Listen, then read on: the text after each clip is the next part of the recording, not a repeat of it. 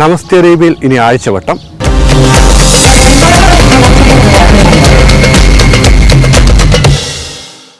ഇന്ത്യയിൽ ഉപയോഗിച്ചു വരുന്ന എല്ലാത്തരം കൊറോണ വാക്സിനും കുവൈറ്റിലും അംഗീകാരം ലഭിച്ചേക്കും. ഇതിനായുള്ള ചർച്ചകൾ നടന്നു വരികയാണെന്നും അനുകൂലമായ തീരുമാനമുണ്ടാകുമെന്ന് പ്രതീക്ഷിക്കുന്നതായും കുവൈറ്റിലെ ഇന്ത്യൻ സ്ഥാനപതി സിബി ജോർജ് പറഞ്ഞു. To begin the official proceedings of the day, I would like to request His Excellency, Ambassador of India to Kuwait, Shri C.B. George Sir, to address the gathering. Thank you. പ്രവാസികളുടെ അഭിപ്രായങ്ങളും നിർദ്ദേശങ്ങളും കേൾക്കുന്നതിനും അവരുടെ വിവിധ വിഷയങ്ങളിൽ പരിഹാരം കണ്ടെത്തുന്നതിനും അംബാസിഡറുടെ നേതൃത്വത്തിൽ എംബസിയിൽ നടക്കുന്ന പരിപാടിയാണ് ഓപ്പൺ ഹൗസ്. കൊറോണ പശ്ചാത്തലത്തിൽ പ്രവാസികൾ അഭിമുഖീകരിക്കുന്ന പല പ്രശ്നങ്ങളും ചർച്ചയായ ഓപ്പൺ ഹൗസിൽ വളരെ പ്രധാന നിർദ്ദേശങ്ങളും തീരുമാനങ്ങളുമാണ് അംബാസിഡർ സിബി ജോർജ് അറിയിച്ചത്. A very warm welcome to our open house of May 2021. I welcome the office bearers of various associations who have joined us. കൊറോണയുടെ രണ്ടാം വ്യാപനത്തോടെയാണ് ഓപ്പൺ ഹൗസ് ഓൺലൈനായി എംബസി സംഘടിപ്പിക്കാൻ തുടങ്ങിയത്. കുവൈറ്റിലെ സന്നദ്ധ സംഘടനാ പ്രതിനിധികളെയും വ്യക്തികളെയും പങ്കെടുപ്പിച്ചുകൊണ്ടാണ് ഓപ്പൺ ഹൗസ് നടക്കുന്നത്. ഇന്ത്യയിലെ കോവിഡ് പ്രതിസന്ധിയും വിദേശ സഹായവും എന്ന വിഷയത്തിൽ അധിഷ്ഠിതമായ ഓപ്പൺ ഹൗസിൽ ഇന്ത്യൻ സ്ഥാനപതിയെ കൂടാതെ വിവിധ വകുപ്പുകളിലെ ബന്ധപ്പെട്ട അധികാരികളുടെ സാന്നിധ്യത്തിലാണ് പരിപാടി നടന്നത്. ഇന്ത്യയിൽ നിന്നും നൽകുന്ന വാക്സിനേഷൻ സർട്ടിഫിക്കറ്റുമായി ബന്ധപ്പെട്ട നിരവധി അന്വേഷണങ്ങളാണ് എംബസിക്ക് ലഭിക്കുന്നതെന്നും ഇന്ത്യയിലെ എല്ലാ വാക്സിനുകൾക്കും കുവൈറ്റിൽ അംഗീകാരം ലഭിക്കുന്നതിനായി അധികൃതരുമായി ചർച്ച ചെയ്തു വരുന്നതായും അംബാസിഡർ പറഞ്ഞു. There are so many more issues related to vaccine being raised by the community here and also those stranded abroad. Let me tell you this. We are aware of all the issues involved and likely to come up when Kuwait decides to allow entry of foreigners. Each of the issues have been taken up with concerned authorities. We need to remember that many of these issues pertain to a large number of expatriates, not only from India, but other countries as well. It is an issue where almost every country is currently working on the guidelines and protocol, depending on the evolving COVID situation. Issues such as ability to verify the authenticity, validity and integrity of the certificates, and whether it contains all relevant data, etc. are being addressed. The embassy will continue to follow up each of these issues with concerned authorities in India and in Kuwait. This is an issue currently being addressed by the authorities, and they are addressing it seriously.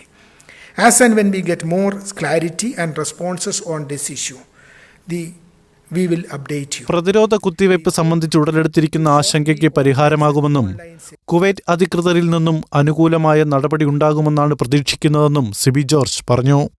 വാക്സിനേഷനുമായി ബന്ധപ്പെട്ട് എല്ലാ രാജ്യക്കാരും നേരിടുന്ന പ്രശ്നമാണിത്. വിദേശികളുടെ കുവൈറ്റിലേക്കുള്ള പ്രവേശനം അനുവദിക്കുമ്പോൾ ഇക്കാര്യത്തിൽ വ്യക്തതയുണ്ടാകും.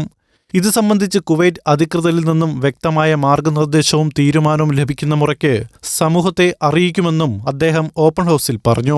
ഇന്ത്യയിൽ corona വ്യാപനം രൂക്ഷമായ സാഹചര്യത്തിൽ കുവൈറ്റ് മന്ത്രിസഭ ഭാരതത്തിന് ഐക്യദാർഢ്യം പ്രഖ്യാപിച്ചതോടെ നിരവധി സഹായങ്ങളാണ് കുവൈറ്റ് നൽകി വരുന്നത്. വ്യോമസേനയുടെ 2 വിമാനങ്ങളിലും നാവികസേനയുടെ 4 കപ്പലുകളിലുമായി 100 കണക്കിന് മെട്രിക് ടൺ ലിക്വിഡ് മെഡിക്കൽ ഓക്സിജനും മറ്റു വൈദ്യസഹായങ്ങളും കുവൈറ്റിൽ നിന്നും രാജ്യത്തേക്ക് അയച്ചിട്ടുണ്ട്. മെഡിക്കൽ സഹായങ്ങൾ ഏറ്റുവാങ്ങുന്നതിനായി ഇന്ത്യൻ നാവികസേനയുടെ അടുത്ത കപ്പൽ ഉടൻ എത്തിച്ചേരുമെന്നും സ്ഥാനപതി അറിയിച്ചു. In these difficult times, it is most heartening to see our friends across the globe coming out in support of India. As I said in many fora before, Kuwait was one of the first countries to come forward and offer support to India. ഇന്ത്യയുടെ corona വ്യാപന പ്രതിസന്ധിയിൽ ആദ്യം സഹായ വാഗ്ദാനവുമായി എത്തിയത് കുവൈറ്റാണ്.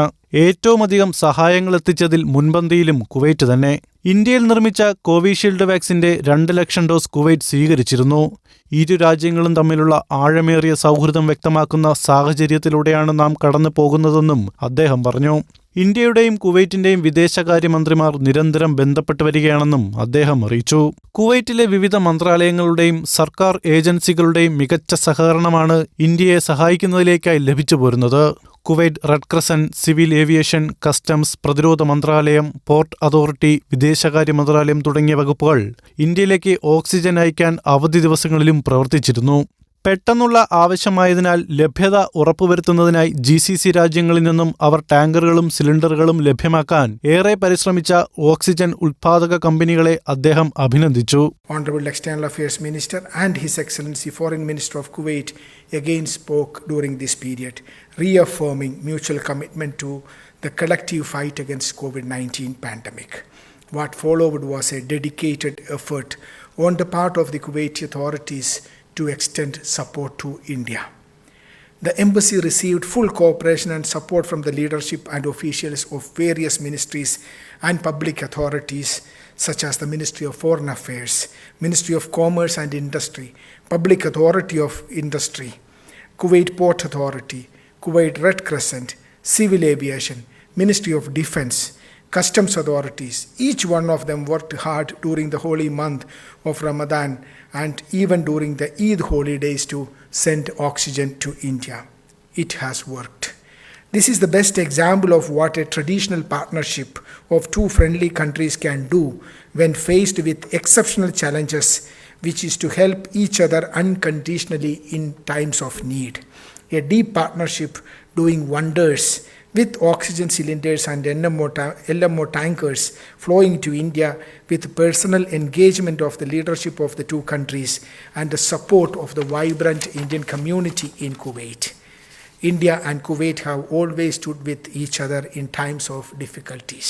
Indian സമൂഹത്തിന്റെ പരാതികളും അന്വേഷണങ്ങളും എംബസിയെ അറിയിക്കുന്നതിലേക്കായി WhatsApp വഴിയുള്ള help line സേവനം ആരംഭിച്ചു. വിവിധ ആവശ്യങ്ങൾക്കായി ഇനി വാട്സപ്പ് മെസ്സേജിലൂടെ എംബസിയുടെ സേവനങ്ങൾ ലഭ്യമാകും. എംബസിയുമായി ബന്ധപ്പെടുന്നതിന് നിലവിലുള്ള സംവിധാനങ്ങൾക്ക് പുറമേയാണ് 12 വാട്സപ്പ് നമ്പറുകൾ പ്രസിദ്ധീകരിച്ചിരിക്കുന്നത്. അയക്കുന്ന മെസ്സേജുകൾക്ക് പ്രവൃത്തി സമയങ്ങളിൽ പ്രതികരണം ലഭിക്കും. We are launching a new WhatsApp message contact system in the embassy. 12 new WhatsApp numbers are released for public to connect with the embassy. Our endeavor is to respond to all serious queries on real-time basis during working hours. എംബസിയിൽ നിന്നുള്ള സേവനങ്ങൾ കൂടുതൽ മെച്ചപ്പെടുത്തുന്നതിന്റെ ഭാഗമായാണ് WhatsApp വഴിയുള്ള help line ആരംഭിച്ചത്. നിലവിലുള്ള land line, email, നേരിട്ടുള്ള സന്ദർശനങ്ങൾക്ക് പുറമെയാണ് WhatsApp സൗകര്യം ഏർപ്പെടുത്തിയിരിക്കുന്നത്.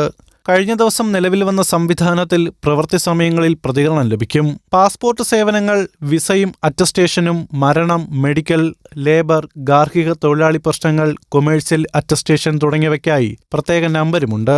പ്രവൃത്തി സമയത്തിന് ശേഷം ബന്ധപ്പെടുന്നതിന് എമർജൻസി വാട്സപ്പ് നമ്പരുമുണ്ട്. I hope this will help the embassy to further streamline its consular and welfare services. Of course, only serious queries with full details will be replied to. Our endeavor is to receive WhatsApp messages in multiple languages. I hope this new experience will work well. പൂർണ്ണമായ പേര്, വിലാസം, ബന്ധപ്പെടാനുള്ള phone number എന്നിവ അയക്കുന്ന സന്ദേശത്തിൽ വ്യക്തമാക്കിയിരിക്കണം. ഗാർഹിക തൊഴിലാളികളുടെ പ്രശ്നങ്ങളിൽ പരാതി അറിയിക്കാനും അന്വേഷണങ്ങൾക്കായി വിളിക്കുകയോ മെസ്സേജ് അയക്കുകയോ ചെയ്യാം. മറ്റ് വിഭാഗങ്ങളിലേക്കുള്ള പരാതികളും അന്വേഷണങ്ങളും ടെക്സ്റ്റ് മെസ്സേജുകൾ വഴി മാത്രമേ സ്വീകരിക്കൂ. പ്രവൃത്തി ദിവസങ്ങളിൽ രാവിലെ 8 മുതൽ വൈകിട്ട് 4:30 വരെയുള്ള സമയത്താണ് മറുപടി ലഭിക്കുന്നത്. കുവൈറ്റിലെ ഇന്ത്യക്കാർ സമൂഹ മാധ്യമങ്ങൾ വളരെ സൂക്ഷ്മതയോടെ ഉപയോഗിക്കണമെന്ന് അംബാസിഡർ പറഞ്ഞു. സമീപകാലത്ത് സോഷ്യൽ മീഡിയയിലൂടെയുള്ള പ്രതികരണങ്ങളിൽ ഏതാനും ഇന്ത്യക്കാരുൾപ്പെടെ നിരവധി പേർ കേസിൽ പെട്ടുപോയിട്ടുണ്ട്. കുവൈറ്റിലെ സാമൂഹിക, രാഷ്ട്രീയ, മതപരമായ വിഷയങ്ങളിലോ വൈകാരികമായ പ്രശ്നങ്ങളിലോ പ്രത്യക്ഷമായോ പരോക്ഷമായോ ഇടപെടരുതെന്നും സ്ഥാനപതി അഭ്യർത്ഥിച്ചു. It has been brought to my attention about some people getting into trouble due to their social media comments. In fact, I see more and more people take to social media to comment on each and every issue, national, regional and international. കുവൈറ്റിലെ നിയമങ്ങൾ പാലിക്കുന്ന ഒരു സമൂഹം എന്ന പേര് ഇന്ത്യക്കാർക്കുണ്ടെന്നും യാതൊരു കാരണവശാലും ഏതു സാഹചര്യത്തിലായാലും കുവൈറ്റിലെ നിയമം ലംഘിക്കുന്ന വിധമുള്ള പ്രവൃത്തികളിൽ ഏർപ്പെടരുതെന്നും അംബാസിഡർ ഓർമ്മിപ്പിച്ചു. ഈ രാജ്യത്തിന്റെ നിയമങ്ങൾ അനുസരിക്കാനും മറ്റുള്ളവരെ മുറിപ്പെടുത്തുന്ന തരത്തിലുള്ള പ്രവർത്തനങ്ങളിൽ ഏർപ്പെടാതിരിക്കാനും നാം ബാധ്യസ്ഥരാണ്. ലോകത്തിലെ ഏറ്റവും വലിയ ജനാധിപത്യ രാജ്യത്തിലെ പൗരന്മാരായ നമ്മൾ മറ്റുള്ളവരെ ബഹുമാനിക്കാനും ഉൾക്കൊള്ളാനും നമുക്ക് ഉത്തരവാദിത്തമുണ്ട്. നമ്മൾ മറ്റൊരു രാജ്യത്താകുമ്പോൾ ആ രാജ്യത്തിന്റെ സംസ്കാരവും ആചാരങ്ങളും പാരമ്പര്യവും മാനിക്കണം.